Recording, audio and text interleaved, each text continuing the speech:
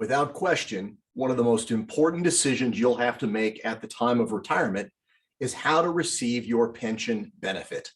Hi, welcome back to our video series on retirement basics. This is Greg Parker with Engrave Wealth Partners. We consistently hear from your colleagues at ExxonMobil that the pension decision is one of the most difficult for them to make. And the reason why is there's a lot of choices. We talked in the last video very specifically about some of the different retirement savings options that you have available to you, and the pension is one of the first ones that we need to consider. What I want to do today, instead of trying to tell you one is better than the other, because they both have benefits to them, is to present you with the idea of how each of them could be beneficial to you depending upon your situation. Let me run through a couple of benefits of both so that you'll understand why somebody might choose to take the pension benefit as an annuity compared to taking the pension benefit as a lump sum. When we think about the annuity option, one of the reasons for its popularity is the idea that it serves as a form of guaranteed monthly ordinary income. That guaranteed monthly ordinary income is something that is guaranteed by the company. And in the form of monthly ordinary income, it simply means you are going to continue to receive a direct deposit to your bank account every month until you're gone, or until you and a spouse are gone, depending upon your choice. The benefit of the annuity is obvious, folks. It represents a form of continued salary in a sense, although at a much reduced level, but it is something that is dependable, that is going to come month after month. Now, why would someone not choose the annuity? Well, the main reason that we hear over and over again is that the annuity option has no inflation adjustment. And that represents one of the largest risks you could take in retirement. Most of people that are looking at retirement today are somewhere between the ages of 55 and 65. And the average life expectancy of a male or female today is somewhere between 87 and 88. That means you could spend 25 to as much as 30 years living in retirement on the same monthly income. Folks, that's going to be hard to do. It's as if you spent the last 25 years of your career and never got a pay raise. Please don't underestimate the importance of realizing how significant inflation can be in your retirement years, and living on a fixed income that is set month after month could make life very difficult. Beyond that, other challenges to the annuity include the idea that the annuity is treated as ordinary income. One thing that we do talk about, ordinary income, if you remember from the first video, is the same thing to the IRS as salary or wages. That's income that applies to the marginal bracket system. What that really means is that, number one, you're going to be somewhat limited in the amount of additional tax planning that you can do each and every year because you're already recognized a given level of taxable income. Number two, it also represents a sort of inflexibility in that if you get to a certain month or couple of months where you don't need the income, you're not able to shut off the annuity in this case, and you must continue to receive those payments no matter what happens. Now, if I compare that side by side to the lump sum distribution, I think it becomes obvious why the majority of people retiring from ExxonMobil take the lump sum option. Number one, the lump sum option allows you to continue the tax deferral that you've been recognizing inside the pension.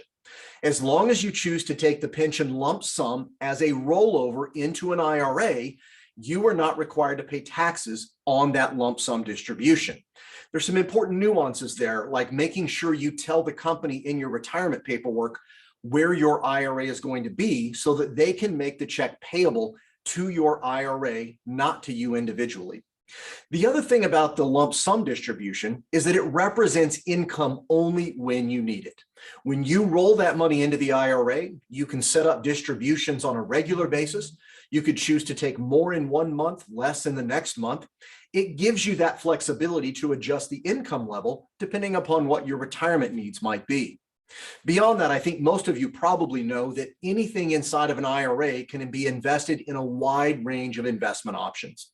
You could invest in stocks, bonds, mutual funds, index funds, ETFs, literally even bank CDs and money market funds.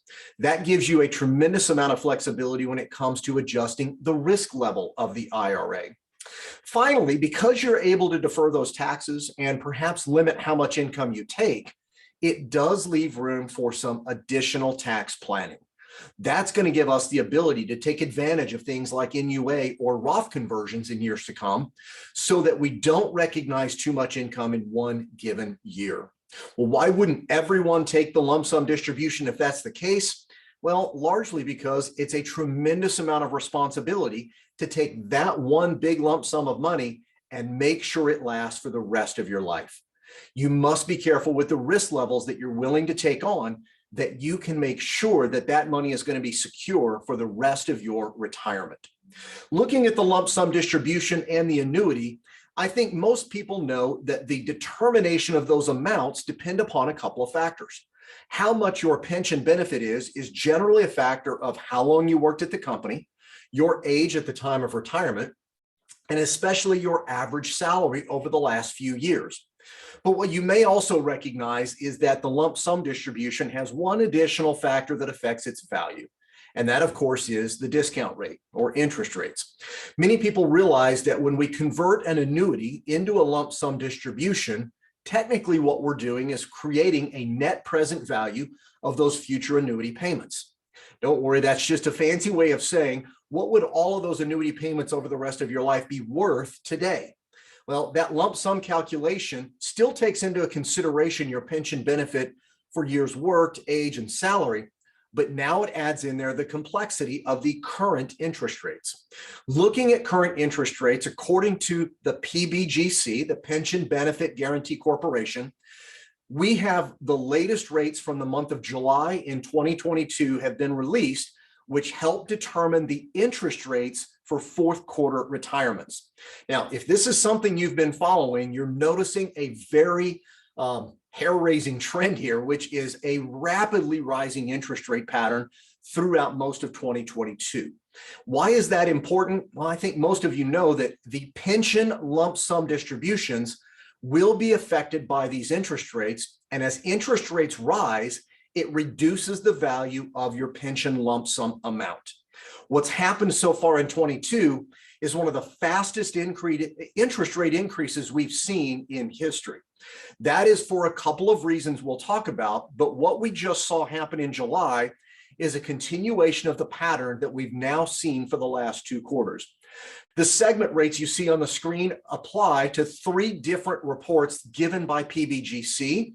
The black line on the bottom of the graph represents a composite of shorter maturity bonds that are going to mature somewhere between 1 and 5 years.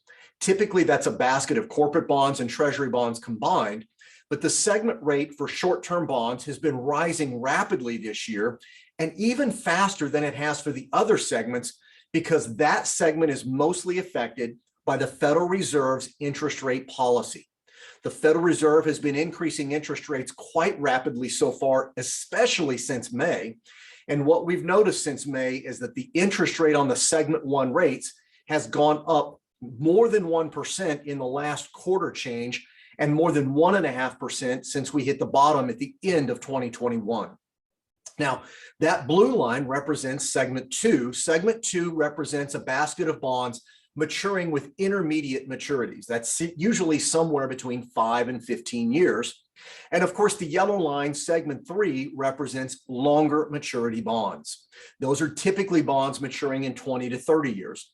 Again, both of those represent baskets of both treasury bonds and corporate bonds, but it doesn't matter what you're looking at right now, folks. Interest rate trends have been on the rise. Key question we are often asked is, could this trend continue? Of course, there's no way to know exactly what the future holds, but the way ExxonMobil calculates these rates is extremely helpful for you. Bottom line is, they are giving you a locked-in rate for a future retirement.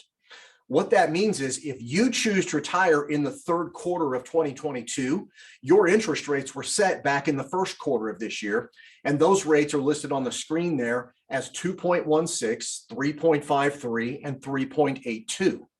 Now, the 4th quarter rates are determined by the rates that are set here in the 2nd quarter.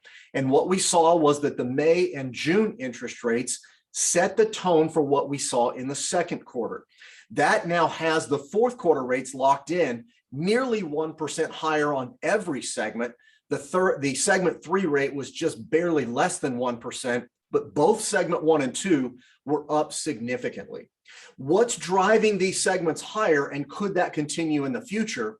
Well, the trend looks like it is going to continue, folks, because the interest rates for the first quarter of 23 will be determined here in the third quarter. As we look at rates coming up from August and September, we'll have a chance to know what rates are going to be in the first quarter of next year. But what we saw here in the month of July is that the Federal Reserve has already raised interest rates another 75 basis points, 0.75%. And they've given us an assurance that they will continue to raise rates likely in September. That means both the segment 1 and likely segment 2 rates are going to continue to rise. Now, that could obviously be detrimental. If you're thinking about retirement later this year or next year, you need to know that there is a propensity right now for rates to continue going up, which will obviously bring down the lump sum distribution amounts. Things that are driving those interest rates. Number one, segment 1 rates are being driven by the impact of the Federal Reserve. Folks, right now, the Federal Reserve is expected to continue increasing interest rates throughout the rest of the year. These are the actual implied Fed funds rates that are determined by the bond market. It's essentially bond investors betting on what the Fed is going to do. No matter how you look at it, no matter which month we're looking at, it looks like Fed funds, the short-term interest rate, is going to continue to go higher. Now, if that's what's driving segment 1, what about segment 2 and 3? Why are they going so much higher? Well, normally segment 2 and 3 rates would go higher based on rising economic outlook prospects. So if GDP growth were rising quickly, that typically lifts interest rates with longer maturities. That's not necessarily the case right now, but what is the case right now is the outlook for inflation. Folks, inflation is another thing that can help drive longer term interest rates higher. And what we've seen so far this year is more of the same. Long-term interest rates continued to go higher in the early part of this year as the outlook for inflation expectations continue to rise. We're now looking at inflation that is over 9% year over year. That's the highest we've had in over 40 years. And that number is what's been driving long-term interest rates to go higher. Unless we see some sort of decline in the inflation expectations over the next couple of months, we can expect segment 2 and 3 rates to remain where they are or continue in their upward trend. That remains to be seen. Folks, this is really something that's important as it affects your pension decision. Understanding the timing of your retirement and the way that it works out with ExxonMobil's calculations is critical. I strongly encourage you, if you haven't done so, take an opportunity to walk through the retirement optimization process. It is free and there is no obligation to sign up as a client, but it allows you the opportunity to look at your personal retirement scenario and answer those big questions.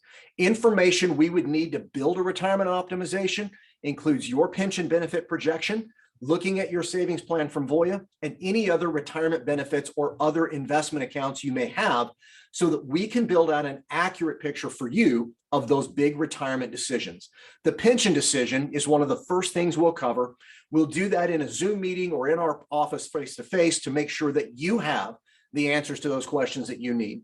Folks, if you'd like to get that started, head over to our website at engravewealth.com. Click the button that says Start Your Free Plan. We'll be in touch with you to collect the necessary information in a secure way and build that plan out within 24 to 48 hours so that you can have the answers that you need.